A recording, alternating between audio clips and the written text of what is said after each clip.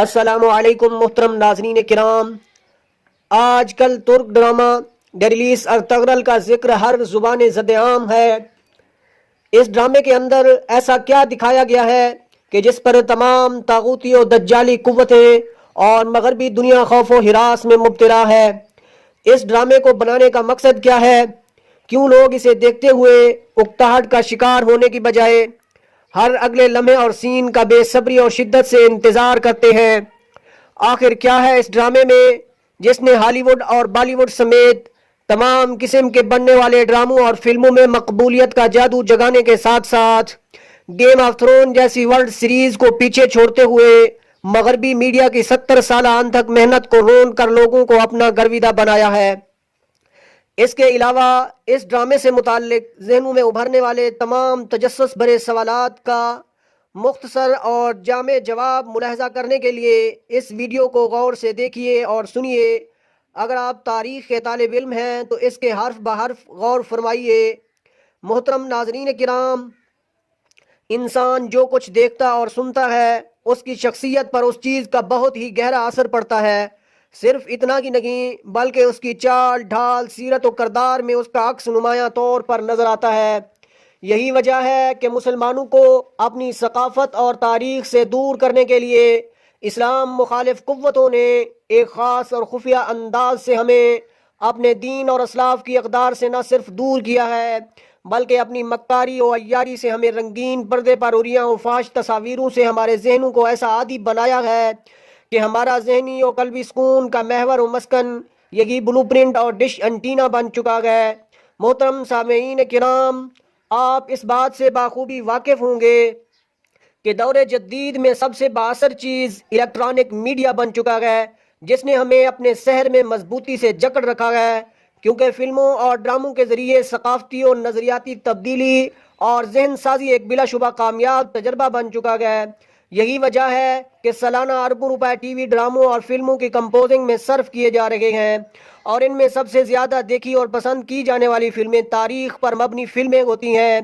اس لیے ایلومناٹی اور دجالی قوتوں نے ایسی فلمیں بنوائیں جس میں انہوں نے تاریخ کو بالکل 180 ڈگری سے کنورٹ کر دیا. نامور اور نیک دل اچھی سیرت و کردار کے حامل مسلم فاتحین کو ایک غلط رنگ دے کر پیش کیا. ہندوستان میں بننے والی فلمیں پدماوتی، موہنجو داڑو، پانی پت اور روبوٹ سر فہرست ہے کہ جن میں مسلم فاتحین و حکمرانوں کی کردار کشی کر کے انہیں قابل نفرت بنایا گیا ہے. جب پوری دنیا اس طرح کی فلموں اور گیم آف تھرون اور پب جی میں مشغول ہونے لگی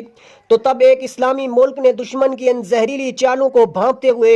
اور انہی کے بنائے گئے ہتھیار سے خود انہی پر حملہ کرنے کے لیے ایک سیریز بنانے کا فیصلہ کیا اور تمام مسلم امہ کو اس کے ذریعے ایک نئی سوچ اور فکر کا راستہ ہموار کرنے پر مجبور کیا. ناظرین کرام، ترکی کے صدر جناب طیب اردگان کی زیر نگرانی بننے والا یہ ڈرامہ 2014 میں ترکی کے سرکاری ٹی وی چینل پر دکھایا گیا اور بہت ہی قلیل مدت میں عالمی دنیا میں ریکارڈ ساز کامیابی کی بلندیوں کو چھوتا ہوا عالمی شہرت کا مرکز بنا. ڈیریلیس ارطغرل صرف ایک ڈرامہ ہی نہیں بلکہ ایک سوچ ہے، ایک ایڈیالوجی ہے. ڈیریلیس ڈرامے کو 70 سے زیادہ ملکوں میں دیکھا اور پسند کیا جا رہا ہے. ڈیریلیس ارطغرل ڈرامہ 5 سیزن پر مشتمل ہے جسے ترکی کا گیم آف تھرون کہا جاتا ہے. اس کے پہلے سیزن میں 76، دوسرے میں 103، تیسرے میں 91، چوتھے میں 90 اور 5ویں سیزن میں 88 ایپیسوڈ ہے، اور اب یہ نیٹ فلیکس پر بھی اویلیبل ہے. کئی زبانوں میں اس کی ڈبنگ پر بھی کام ہو رہا ہے. افغانستان میں اسے ڈب کر کے ٹولو ٹی وی پر نشر کیا گیا. اب پاکستان میں بھی اس کی ڈبنگ آخری مراحل میں ہے، لیکن اس کی اشاعت 1 رمضان سے انشاءاللہ پاکستان ٹیلی ویژن پر متوقع ہے. ناظرین کرام، سالوں سے میڈیا کے ذریعے کیا گیا اسلام دشمن پروپیگنڈا ترکی کے اس ایک ڈرامے کے آگے زمین بوس ہو گیا. اس ڈرامے نے دنیا میں موجود تمام آزادی کی تحریکوں میں ایک امید کی کرن پیدا کی اور مظلوم مسلمانوں بالخصوص کشمیر کے نوجوانوں میں جذبہ جہاد اور تحریک آزادی میں ایک نیا ولولہ و جوش پیدا کیا. یہی وجہ ہے کہ ترکی، پاکستان اور ملائیشیا کی ایک متحدہ میٹنگ میں اسلامو فوبیا کو دور کرنے اور اسلامی تاریخ کو صحیح طور پر پیش کرنے کے لیے اس ڈرامے کی اشاعت کا فیصلہ کیا گیا. یہ ڈرامہ سلطنت عثمانیہ کے بانی عثمان ون کی جد و جہد کی عکاسی کرتا ہے، جس کے اندر مسلمانوں کو اسلامی اقدار سے روشناس کرایا گیا ہے، جس میں حکمت و دانائی، عدل و انصاف، اخوت و بھائی چارگی، دوستی و وفاداری، جرت و بہادری، ایمان کی قوت و حلاوت، ہر دل عزیز کردار سازی، قوت فیصلہ سازی، عملی تصوف، عشق ادب و رسول صلی اللہ علیہ وسلم، جذبہ جہاد اور غداروں و غیر مسلموں کے رواداری کے عملی مظاہرے کو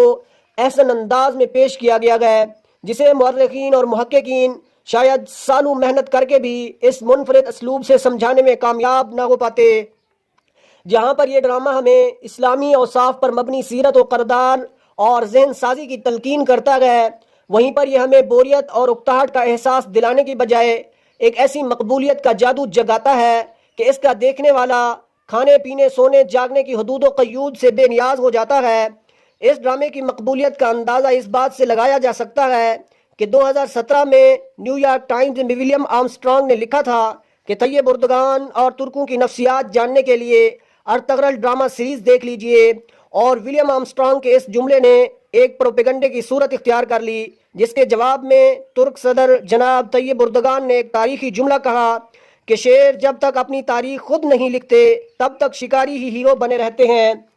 اس ڈرامے نے بھارت، یورپ اور اسرائیل کے علاوہ عربوں کے عیاش حکمرانوں کو بھی الجھن میں ڈال رکھا ہے، جس کا توڑ کرنے کے لیے تمام اسلام مخالف قوتوں نے سر جوڑ کر نام نہاد مسلمانوں کو مہرہ بناتے ہوئے نسل پرستی اور اپنا اعلی کار بننے والے حکمرانوں کو اس حد تک دولت کے نشے میں اندھا کر دیا کہ مصر کے سب سے بڑے ادارے دارالفتح نے اس ڈرامے کو دیکھنے پر کفر کا فتویٰ صادر کر دیا، یعنی مکمل اسلامی لباس زیب تن کیے قرآن و حدیث کے مفہوم پر مبنی ڈائیلاگ والا یہ ڈرامہ غیر شرعی ٹھہرا،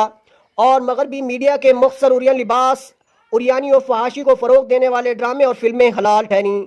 عرب دنیا میں اس ڈرامے کی بڑھتی ہوئی مقبولیت کو روکنے کے لیے سعودی عرب کے دبئی میں موجود Middle East broadcasting Center نے اپنے ٹی وی نیٹ ورک پر اسے دکھانے سے انکار کیا۔ اسرائیلی اینکر نے عرب کے حکمرانوں کو ارطغرل کے اثرات سے محفوظ رکھنے کے لیے اپنے سرکاری چینلز پر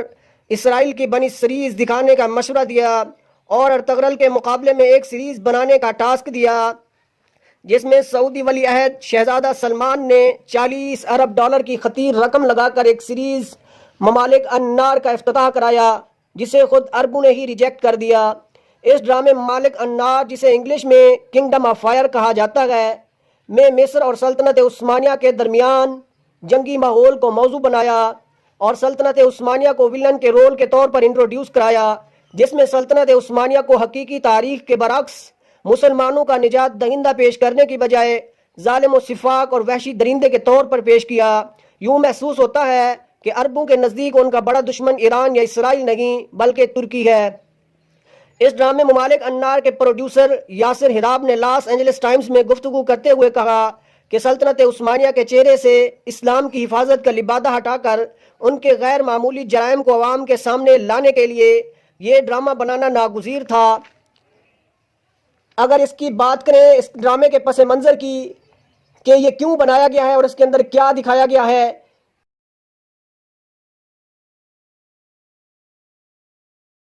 جو کہ خانہ بدوش اور چرواہے تھے،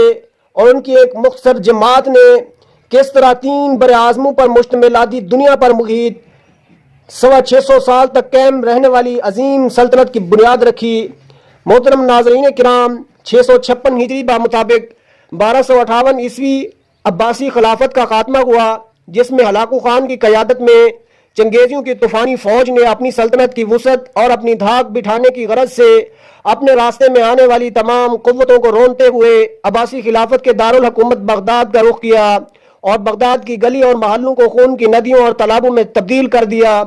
اسلام کے مشہور مورخ حافظ ابن کثیر نے جو حقائق لکھے ہیں، انہیں جان کر دل خون کے آنسو روتا ہے کہ کس طرح مسلمانوں پر زندگی کی کتاب کا خاتمہ کیا گیا، اور بغیر کسی جنس و عمر کے لحاظ کے مسلمانوں پر اندھا دھند ظلم کی تلوار چلائی گئی۔ ان نامساعد حالات میں چند لوگ اپنی جان بچانے کی غرض سے غیر آباد کموں، جنگلوں اور پہاڑوں کی غاروں میں چھپ گئے۔ کچھ ترک قبائل کسی محفوظ جگہ کی تلاش میں ہجرت کرنے لگے۔ ان میں زیادہ تر قبائل چرواہے اور خانہ بدوش تھے جو سرسبز و شاداب علاقہ اور پانی کے وسائل پا کر خیمہ زن ہو جاتے۔ ان قبائل میں سے کچھ نے ایران اور شام کا سفر کیا اور کچھ نے مصر کی جانب ہجرت کی، جن میں ایک قبیلے کا نام کائی تھا جو باقی قبیلوں سے کچھ بڑا اور طاقتور تھا۔ یہ نہایت جنگجو تھا۔ اس کے سردار کا نام سلمان شاہ تھا۔ یہ قبیلہ اپنا آبائی وطن خراسان کو چھوڑ کر مختلف ملکوں سے ہوتا ہوا شام کی طرف روانہ ہوا۔ اسی اثناء میں دریائے فرات عبور کرتے ہوئے اس قبیلے کے سردار سلمان شاہ بیمار ہو گئے اور آخرکار اس بیماری کی باعث چل بسے۔ سلمان شاہ کے 4 بیٹے تھے، سام، زلجان، گلدارو اور ارطغرل، جن میں ارطغرل سیکنڈ لاسٹ نمبر پہ تھا اور اس کی پیدائش 1191 عیسوی میں ترکی کے صوبے بدلیس میں ہوئی۔ سلمان شاہ کی وفات کے بعد یہ قبیلہ منتشر ہو گیا،